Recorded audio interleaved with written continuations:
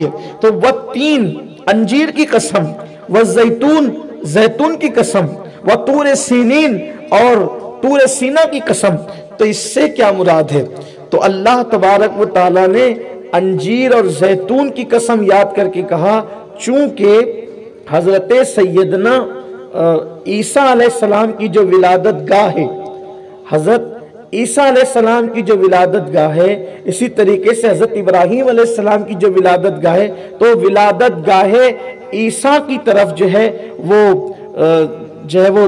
انجیر بہت ہے اور وہاں انجیر وہاں کی مشہور ہے۔ اسی طرح ابراہیم علیہ السلام کی جو ولادت گاہ ہے وہاں کا زیتون بڑا مشہور ہے۔ تو اب آیت مبارکہ کا ترجمہ یا اس کی ترجمانی یہ ہوگی کہ شہر ابراہیم کی قسم، شہر عیسیٰ کی قسم، اور طور سینا سے مراد جہاں موسیٰ علیہ السلام جلوگر ہوئے وہاں موسیٰ علیہ السلام کی جلوگاہ کی قسم، اور اس کے بعد پھر کہا وَهَذَا الْبَلَدِ الْأَمِينَ، اور امن والے اس شہر کی قسم جہاں مصطفیٰ جان رحمت کی ولادت ہوئی۔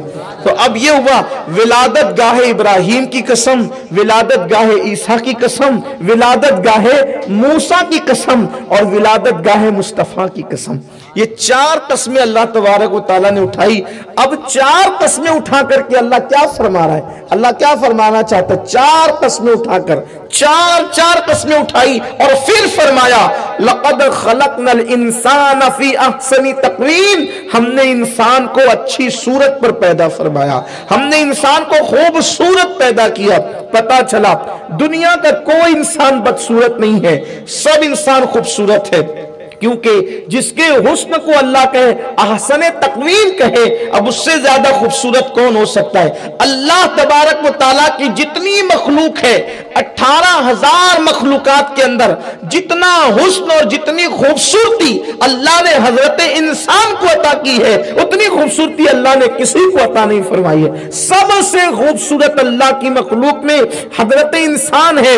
اللہ کے نزدیک اگر انسان کے سوا انسان سے بڑھ کر اور کوئی خوبصورت جو ہے وہ مخلوق ہوتی تو اللہ اپنے محبوب کو اسی شکل میں زمین پر بھیجتا۔ پتا چلا اللہ کے نزدیک شکل انسانی سے زیادہ اہم اور کوئی شکل نہیں تھی، اسی لیے اللہ نے اپنے محبوب کو حالت آدمیت میں بھیجا، حالت بشریت میں بھیجا، حالت انسانیت میں بھیجا۔ اسی لیے حضرت بیدم شوارسی کہتے ہیں اب آدمی کچھ اور ہماری نظر میں ہے، اب آدمی کچھ اور ہماری نظر میں ہے، جب سے سنا ہے یار لباس بشر میں ہے، جب سے سنا ہے یار لباس بشر میں۔ تو اللہ کو اگر انسان سے زیادہ کسی کی شکل اچھی لگتی یا محبوب ہوتی تو اللہ تعالیٰ اپنے محبوب کو اسی شکل میں بھیجتا، لیکن انسانوں کی شکل میں اللہ نے محبوب کو بھیج کر بتا دیا کہ اے انسانوں، تمہاری شکل سے زیادہ پیاری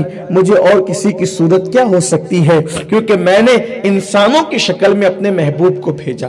تو یہ انسان خوبصورت ہے۔ اگر کسی کا رنگ کالا ہے تو وہ بدصورت نہیں ہے، اگر کسی کی ناک چپٹی ہے تو وہ بدصورت نہیں ہے، اگر کسی کے ہاتھ چھوٹے ہیں تو وہ بدصورت نہیں ہے، کیونکہ اللہ جس کے بارے میں کہے لَقَدْ خَلَقْنَا الْإِنسَانَ فِي أَحْسَنِ تَقْوِيمٍ کہ ہم نے انسان کو خوبصورت بنایا۔ ایک بات یہ ہوئی۔ دوسری بات، اسی لیے کسی انسان کے عیب نہیں بیان کرنا چاہیے کہ اس کی آنکھ تو چھوٹی ہے، اس کی ناک تو لگتی ہے، اس کی ناک تو لمبی ہے، اس کے ہاتھ تو چھوٹے ہیں۔ اس لیے بات یہ ہے اگر آپ کی بیوی کھانا بناتی ہے، آپ کی بہن کھانا بناتی ہے، ہماری امی کھانا بناتی ہے، کوئی کھانا بنائے، آپ کھاتے کھاتے کہیں ہو یہ کھانا تو کھارا ہو گیا، یہ کھانا تو پھیکا ہو گیا، آپ برائی کس کی کر رہے ہیں؟ کھانے کی۔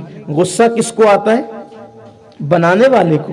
ناراض کون ہوتا ہے؟ بنانے والا۔ قربان جائیں۔ تو پتا چلا جس بنی ہوئی چیز میں آپ عیب نکال رہے ہیں تو وہ اس میں عیب نہیں نکال رہے ہیں، بلکہ عیب کس میں نکال رہے ہیں؟ بنانے والے میں۔